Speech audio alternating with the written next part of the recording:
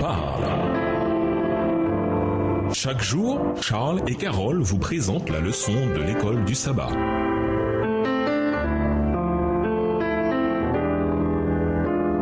Bienvenue à votre émission Dieu nous parle. Voilà un son de mercredi, artisan de paix. Lisons Matthieu 5, verset 9. Dans le genre de monde dans lequel nous vivons, comment faire ce que Jésus dit ici? En fin de compte, quelle peut être notre réussite? Voir Marc 13, verset 7. Matthieu 5, verset 9. Heureux ceux qui répondent autour de la paix, car Dieu les reconnaîtra pour ses fils. Marc 13, verset 7. Quand vous entendrez parler de guerre et de bruit de guerre, ne soyez pas troublés, car il faut que ces choses arrivent, mais ce ne sera pas encore la fin. Les conflits violents sont une cause importante de souffrance. Dans le coût de la guerre, on peut inclure les victimes directes et les vies brisées, la tension et les ressources consacrées aux machines militaires qui seraient mieux utilisées pour soulager la misère humaine, ainsi que la souffrance constante des survivants et des vétérans, même dans le camp de ceux qui ont gagné. Et puis, il y a tous ces conflits plus petits qui laissent des séquelles dans d'innombrables vies, dans les familles et les communautés. De ce fait, une passion pour la justice ne peut pas fermer les yeux sur le mandat qui consiste à être un artisan de paix. Au cœur de l'évangile de Jésus se trouve l'acte gracieux et grandiose de Dieu qui a agi en tant que pacificateur en réconciliant des êtres humains pécheurs à leur Créateur, voir 2 Corinthiens 5, les versets 18 à 21. Et la réconciliation que nous recevons devient le modèle pour que nous devenions des ambassadeurs de cette réconciliation pour autrui également. Lisons Ésaïe 52, verset 7. Comment vivre ce texte? Ésaïe 52, le verset 7. Comme il est beau de voir sur les montagnes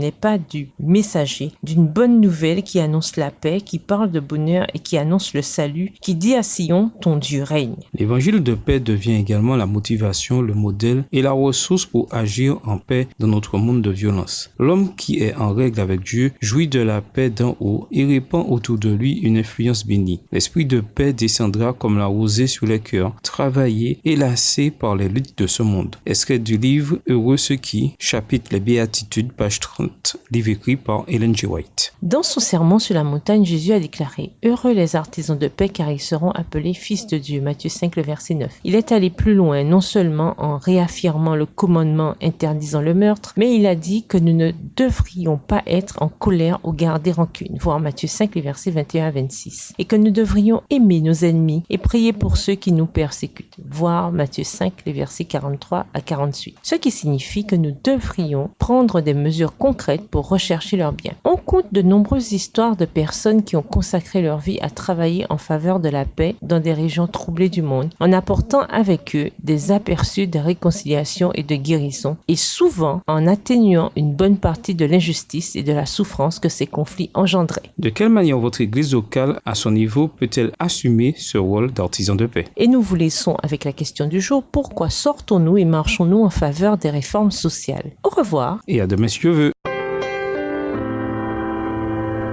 Dieu nous parle.